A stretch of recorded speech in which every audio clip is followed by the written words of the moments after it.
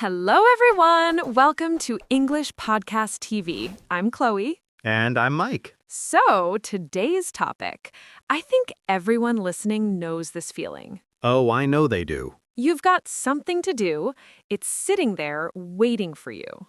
And you know exactly what it is. But you don't do it. You do everything else instead. You clean, you scroll, you organize things that don't need organizing. And at the end of the day, that thing, still sitting there, untouched. Today, we're talking about the science of getting things done. And this isn't a just try harder episode, because that doesn't work. If it did, nobody would have this problem. We're going to look at what's actually happening in your brain, and we've got 3 techniques that changed how we work. But first, the problem is not laziness. It's really not. And once you understand what it actually is, everything shifts. But first, think about this for a second. Is there something right now, today, that you keep pushing to later? Maybe it's small. An email, a phone call, opening that English book. Hold that thing in your mind, because this episode is for you, and for that thing. Okay, so let's start with something real. Chloe, you've got a story about this. I've got too many stories about this. Give me one, a specific one. All right. When I was teaching in Brazil, I had a stack of student essays to mark. About 30 of them.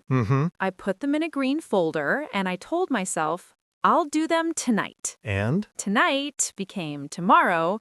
Tomorrow became next week. I know this pattern. I carried that folder in my bag every single day. To the bus, to the cafe, home again, for 2 weeks. 2 weeks of carrying it. And here's the strange part. The essays didn't change. 30 essays on day 1, 30 essays on day 14. Same task, same weight. But the bag felt heavier. Every day it felt heavier, like the guilt was adding weight. Oh, that's a strong image.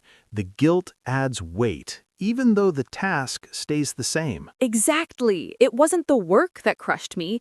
It was the not doing it. I've got my version of this. Tell me. My apartment lease. I had to sign a renewal form. That's it. Read it, sign it, send it back. How long does that take? 5 minutes, maybe 7. Okay. I avoided it for 6 weeks. 6 weeks for 5 minutes? 6 weeks. And every morning I thought about it. It was the first thing in my head when I woke up. Like an alarm that won't stop ringing. Exactly. And when my landlord finally called, I signed it in 4 minutes while still on the phone with him. 4 minutes after 6 weeks of dread. And I sat there thinking, what was I so afraid of? That question, I think every listener has asked it. If that's you right now, you're not alone. We've been there many times. So here's the question. Why? Why do our brains do this? And this is where it gets interesting, because the answer isn't what people think. Most people think it's about willpower. Right, I'm lazy, I don't have enough discipline. But the science says something different. Procrastinate. Let's stop on that word for a second. Good idea. Procrastinate means you delay something. You push it to later, even though you know you should do it now. Right, and researchers found that procrastination isn't a time problem. It's an emotion problem. Wait, an emotion problem? Your brain doesn't avoid the task because it's hard. It avoids the task because the task makes you feel something uncomfortable. Like what? Fear, doubt, pressure, the feeling that you might not be good enough. Oh, so your brain's trying to protect you. It's like a smoke alarm that goes off every time you make toast. Nothing's burning, you're just making breakfast, but the alarm screams anyway. So it's not that you're weak, your brain's just overprotective, like a guard dog that barks at the mailman. And the more you listen to it, the more it barks, because it thinks, the barking worked, we're safe. So avoidance trains more avoidance. Exactly. But here's the good news, the opposite is also true. What do you mean? Every time you start something, even badly, your brain learns, oh, that wasn't dangerous. The alarm gets quieter. Little by little, yes. Okay, But here's what I used to believe, and I think a lot of people believe this too. What's that? I thought I needed to feel ready, feel motivated, feel inspired, and then I'd start. And how did that go? I'm still waiting for that feeling sometimes. Because that's the trap. Most people think motivation comes first, then action. Like fuel in a car. First you fill the tank, then you drive. But it's backwards. Action comes first, motivation comes after. Wait, really? Really? You don't wait until you feel like running. You put your shoes on, you step outside, and after 5 minutes, your body says, okay, we're doing this. So motivation isn't the fuel, it's the heat from the engine. The engine has to run first. In other words, you won't feel ready until after you've started. That changes everything, because I've wasted so many days waiting. We all have, and that's what makes the next part so important. Because there's something most people get wrong about this, and what comes next might change how you plan your whole day. If this is clicking for you, a quick like helps more people find this. Okay, let's keep going. Let me paint you a picture. Go for it. Sunday evening. You're on the couch, phone in your hand. You open your Notes app, your list for Monday, 7 things, maybe 10. Your chest gets a little tight just looking at it. You close the app. You open something else, something that asks nothing from you. 20 minutes pass, an hour.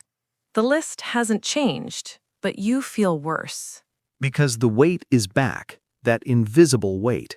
And every day you don't start, the weight doesn't wait for you. It grows.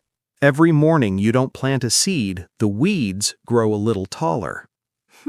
In other words, waiting doesn't keep things the same, it makes them harder. And not deciding, that's also a decision. You're just letting time choose for you. And you tell yourself, tomorrow I'll be different. I've lived that Sunday more times than I can count. Same. And that's why I want to tell you something, a real story, something I haven't shared before. But before that, think about yourself for a second. That thing you're avoiding, the one we asked about at the start. What's really stopping you? Is it the size, the fear, or something you can't quite name? Just notice it. Don't judge it. Just notice. Because what comes next, I think you'll see yourself in it. Okay, this is hard to talk about, but I think it matters. Take your time. When I was living in Turkey, I had this idea. I wanted to build an online course for my students, a full English course. Okay. I was so excited. I bought a domain name. I spent 3 nights choosing the right one. 3 nights for a name? I wanted it to be perfect. And then I designed a logo. I paid someone on the internet for it. It was beautiful, blue and gold. Then I made a plan. 12 modules. Each module had 5 lessons. Each lesson had 3 activities. I wrote it all in a spreadsheet, color-coded. That's very detailed. It was perfect, Mike. The most beautiful course plan you've ever seen. And how much of the actual course did you make? 0. 0. Not one lesson, not one video, not one word of content. 3 months. I had the logo, I had the spreadsheet, I had the name, and behind all of it, nothing. Just an empty website with a beautiful logo. The green folder again, but bigger. So much bigger. And I told myself, I'm preparing. I'm getting ready. This is part of the process. But you weren't preparing. I was hiding, inside a plan that looked like progress. And one evening, I remember this so clearly, my phone buzzed. What was it? A message from a student, Eileen. She was 17, and she wrote, "Teacher, when's the course ready? I told my friends about it." Oh. I stared at that message, and something broke inside me. Not her fault. She was excited. But I realized I'd spent 3 months making something look real, and it wasn't real. None of it was real. The logo wasn't the course. The logo was a costume, a way to feel productive without actually producing anything. That's honest. And I think a lot of people know that exact feeling. Decorating the starting line instead of running. I went to my laptop that night. I looked at the beautiful logo, the color-coded spreadsheet, and I deleted the logo. You deleted it. And I cried in my kitchen. Not because I lost the logo, because I lost 3 months. And I understood something that night. What? I wasn't afraid of failing. I was afraid of making something ugly, something imperfect, something that didn't match the beautiful plan in my head. Perfectionism. Yeah, and perfectionism sounds like a good thing. I have high standards. But it's not that. It's fear wearing a very expensive suit. That's exactly it. It looks professional, but inside, it's just fear. Because as long as something isn't finished, it can't be judged, it can't fail, and you feel safe. Safe inside something you never actually built. So the plan wasn't helping you build the course. The plan was protecting me from ever having to actually build it. And that night, is that where the first technique came from? That's exactly where it came from. Okay, tell me. I call it the ugly first step. I love this already. The next morning, I opened a blank document. No logo, no plan, no spreadsheet. And I wrote the worst lesson I've ever written. How bad was it? Terrible. Spelling mistakes, wrong examples. I explained one grammar point in the most boring way possible. And? It existed. It was real. It was ugly, but it was there, on the screen, not in my head. So, what's the technique exactly? When you can't start, make your goal to do it badly. Give yourself permission to be terrible. Because your brain doesn't panic about terrible. Right. Terrible isn't scary. Perfect is scary. Write an amazing lesson, brain freezes. Write the worst lesson ever, The guard dog stays quiet. he goes to sleep. And once you start, even badly, something changes. The momentum starts. Momentum. That's the energy that builds once you're already moving. Like a bicycle. The first push is hard, but then it rolls. And your terrible first draft becomes a decent second draft, then a good third draft. But it all started with ugly. Ugly is the key. Perfection is the lock. Ugly is the key. Perfection is the lock. I want to remember that. Write it down. Put it on your wall. Okay, technique 2. This one saved my weeks. Tell me. I call it the spotlight. Think about a stage, a dark theater. Okay. There are 20 actors on the stage, but it's completely dark. You can't see anyone. Right. Now imagine one spotlight turns on, just one, on one actor. Suddenly you know exactly where to look. That's what this technique does. Your to-do list has 10 things, maybe 15, and your brain looks at all of them at once. It's overwhelmed. Overwhelmed. That means too much is happening. Your brain can't process it all, so it freezes. But if you pick one thing, just one, and make it your spotlight for today, Everything else goes dark. you're not ignoring the other tasks. They still exist. But today, you only see one. I actually started doing this last month, and it changed my mornings. Really? I used to wake up thinking about everything at once. Emails, lessons, groceries. By 9 a.m., I was exhausted, and I hadn't done anything. Decision fatigue before the day even starts. So now I decide the night before. One thing. That's my spotlight. I write it on a sticky note on my laptop. Can I be honest? When you first told me this, I thought, one task? That's giving up on the other 9. I remember. You said, that's too simple.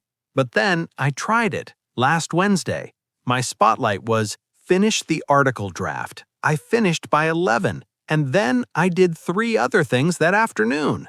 Because the main thing was done. Your brain felt light. One finished task feels better than 10 started tasks. I was wrong. Simple works. All right. Right. Technique 3, and this one surprised me the most. It's a little different from the other two. Different how? The first two help you start. This one changes how you see yourself. I call it the evidence journal. I'm curious. At the end of each day, write down what you actually did, not what you planned, what you did. Like a to-do list, but backwards? The opposite. A to-do list is a mirror that only shows what's missing. You look at it and feel small. Oh, you see the gap between you and the plan. But the evidence journal is a window. It shows what you built today. I replied to 2 emails. I walked 20 minutes. I read 3 pages. Even those count? Especially those. Because here's what happens. Most people end the day thinking, I didn't do enough. Again. I know that thought. But when you look at the evidence, the real evidence, something shifts. You realize you did more than you thought. So it's not about planning more, it's about noticing more. Exactly. And over time, something bigger happens. What? You start seeing yourself differently. Not, I'm someone who doesn't finish things. You see a list of things you actually finished. Oh, that's an identity shift, not just a productivity trick. That's the real power. You're not just tracking tasks. You're collecting proof that you're the kind of person who moves. Proof, not promises. Proof. And proof changes how your brain feels about tomorrow. Okay, let's bring this to English because all 3 techniques connect perfectly. They really do. And I think this is where it matters most. Because getting things done in another language, that's a whole different scary. You want to say something. You know what you want to say. But your brain starts checking. Is that the right word? What if they don't understand? And while all that's happening, The conversation moves on, and you're just standing there, present in the room, absent from the conversation. I felt this in Brazil. I walked into a cafe to order coffee. Simple sentence. I'd practiced it. And The barista said something back. Fast, casual. My brain shut down. I smiled, I nodded, I said sim, which means yes. No idea what I said yes to. what happened? A very large sandwich I didn't order. Oh no. But I went back the next day and the day after. After 2 weeks, the freezing stopped, not because my Portuguese got perfect, but because my brain had evidence that the conversation wasn't going to destroy me. Evidence. There it is again. And I've got my own version. Tell me. When I was in Taiwan learning Mandarin, I had this textbook. Big, red cover, 500 pages. It sat on my shelf for 4 months. I opened it maybe twice. The green folder, the beautiful logo, same thing. Same thing. And I felt awful about it. Every day I thought, I live in Taiwan and I can't even learn the language. I know that guilt. But then something unexpected happened. My neighbor had a kid, a boy named Wei, maybe 10 years old, and he loved basketball. Okay. Every afternoon he played in the courtyard, and one day he saw me watching. He shouted something in Mandarin. I didn't understand. What did you do? I just pointed at myself with a confused face, and he laughed and threw me the ball. That's one way to make a friend. We started playing together every afternoon, and Wei spoke 0 English. So you had to speak Mandarin. Badly. So badly. He'd say something and I'd repeat it wrong, and he'd laugh, this huge, full-bodied laugh. Kids are the most honest teachers. The most brutal. One time he taught me, get me a pass. I said it with the wrong tone. Apparently, I said something very close to, kiss me. He ran to his mom screaming, You asked a 10-year-old for a kiss? His mom came out, he explained. She laughed so hard she had to sit down. But you know what? I never got that tone wrong again. The mistakes made the words stick. Every single time. And there's one word I'll carry forever. Wei would shout, Jiao, every time I missed a shot. It means something like, add oil. It's what you say to cheer someone on. Keep going. Don't give up. Aw, that's beautiful. I heard that word 50 times in one afternoon. I'll never forget it. I didn't learn it from a textbook. I learned it from Wei, a kid who just wanted me to make a basket. Because the learning happened inside a real moment. Not inside a perfect plan, inside a messy, sweaty, laughing so hard I can't breathe moment. That's the ugly first step for language learning. Exactly. My Mandarin was terrible, but it was real, and real beats perfect every time. So for everyone listening, you don't need the perfect study plan. You need your version of the basketball court, a real moment, a real person, a real try. Maybe that's this podcast. You're listening right now, in English, understanding this conversation. That's not nothing. That's evidence, real evidence. Write it in your evidence journal tonight. I listened to a podcast in English. You earned that line. All right, before we go, let's slow down together. We used some powerful words today. Let's walk through them so they stay with you. First word, procrastinate. Procrastinate means to delay something you need to do. You keep saying later. I procrastinate most when the task feels big. Say it with me. Procrastinate. Next one, momentum. Momentum's the energy that builds once you're moving. Hard to start, but once you do, it carries you. After the first 5 minutes, I had momentum. Try it. Momentum. Third word, overwhelmed. Overwhelmed means everything feels like too much. Your brain just stops. I felt overwhelmed by the long to-do list. Repeat after me. Overwhelmed. Next, evidence. Evidence is proof. Not a plan, not a promise. Something you actually did. My evidence journal showed me I did more than I thought. Say it. Evidence. Fifth word, discipline. Discipline means doing something regularly, even when you don't feel like it. But here's today's lesson. Sometimes you don't need more discipline. You need a smaller first step. Try it. Discipline. Number 6. Avoid. Avoid means to stay away from something on purpose. Your brain avoids uncomfortable tasks. I avoided that email for a whole week. Repeat after me. Avoid. And our last word, progress. Progress means moving forward, even slowly, even messily. I made real progress today. Say it with me. Progress. Okay, before we go, here's your challenge. A small one, like we talked about. Think of one thing you've been avoiding, just one. Now give it an ugly first step, the worst version, 2 minutes. I'll go first. Today, I'll write one terrible paragraph for that article I've been avoiding. Spelling mistakes welcome. I love it. Mine, today I'll reply to that message I've opened 6 times. 1 sentence, done. Now you. Say it in your head. Today, I'll... Write it in the comments. We read every single one. If this helped, share it with that friend who makes perfect plans but never starts. We all know someone. And if you haven't subscribed, we've got more episodes coming. Remember, you don't need a perfect start. You need a real one. And if there's a voice inside you that says, I'm not the kind of person who finishes things, Look at your evidence. You're here. You stayed. You listened to the end. that's not someone who doesn't finish things. That's someone who's already moving. And the fear? It doesn't go away. No, but you grow around it. Every time you move, even a small movement, the fear stays the same size, but you get bigger. You grow until it takes up less room. So don't wait for the fear to leave. Just make something ugly and watch yourself grow. See you next time. Bye, everyone.